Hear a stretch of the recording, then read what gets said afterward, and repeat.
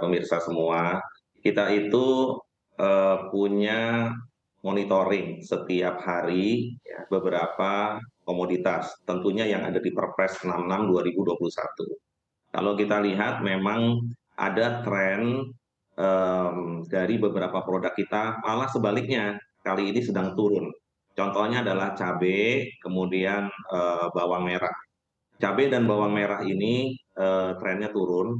Kenapa? Karena memang sudah melewati kemarin ya. Sebelum ini beberapa daerah sentra produksi di Pulau Jawa memang belum berproduksi dengan baik.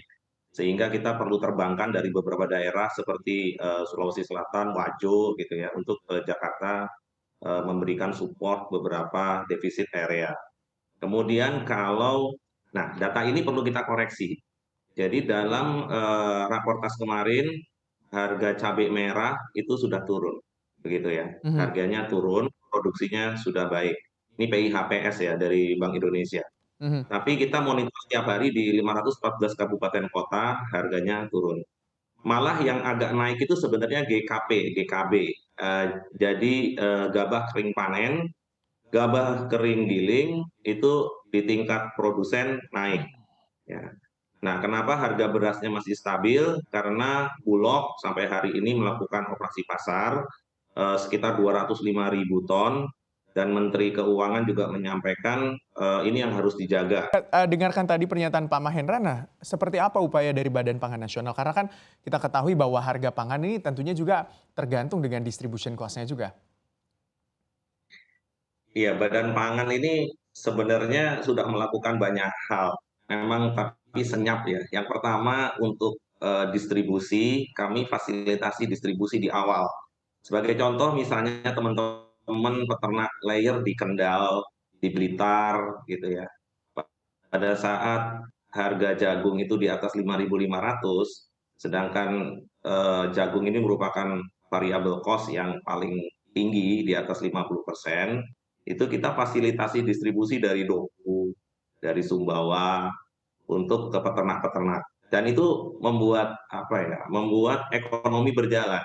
Dan daerah surplus ke daerah defisit seperti yang Mahendra sampaikan tadi itu betul. Jadi kita memang harus siap untuk mendistribusikan. Kemudian yang berikutnya lagi kalau Bapak Ibu semua mendengar bahwa Menteri Keuangan kemudian Menteri Dalam Negeri sudah memberikan himbauan kepada seluruh gubernur dalam rapat koordinasi terbatas dengan Menko Pak Erlangga bahwa ada dana 2% yang bisa dipakai, itu dana DTU, DAU, DBH di setiap daerah. Jadi tadi malam misalnya Gubernur Jambi berkomunikasi, sebelumnya Gubernur Aceh, begitu ya, menanyakan daerah-daerah mana yang surplus, daerah-daerah mana yang defisit. Nah, kebetulan Jambi misalnya sedang kekurangan cabai hari ini, maka harus bisa difasilitasi distribusi tadi ya antar daerah.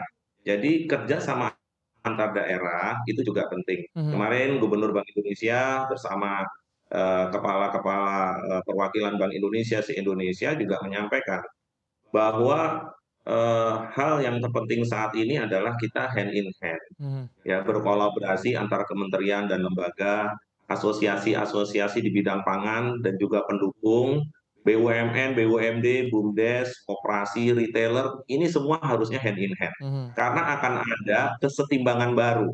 Nah, kalau menurut Pak Mahendra tadi, kesetimbangan baru itu maksudnya begini, tidak mungkin harga pangan itu di-lock dengan harga tertentu di saat fertilizer naik misalnya.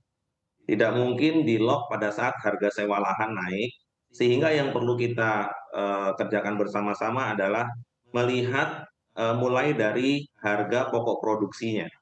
Jadi harga pokok produksi setiap bahan pangan ini berapa. Nah, sekarang Badan Pangan Nasional ini sedang kerja keras untuk membuat rancangan HAP, harga acuan pembelian dan harga acuan penjualan dari setiap produk yang ada di Perpres 66 2021. Nah, ini tentunya melibatkan seluruh kementerian, termasuk tadi Pak Yassin Limpo, Kementerian Pertanian, Kementerian Perdagangan, Kemenko, dan beberapa contohnya lagi Kementerian Perhubungan. Ini sama.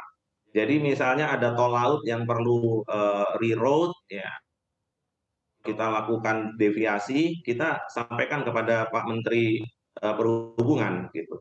Kemudian Kementerian BUMN kemarin dengan Pak Pahala Mansuri, Wamen, kami juga diskusi intens gitu ya, bahwa BUMN ini nanti harusnya menjadi salah satu backbone ya untuk menyerap apa yang diproduksi oleh teman-teman di pertanian atau peternakan.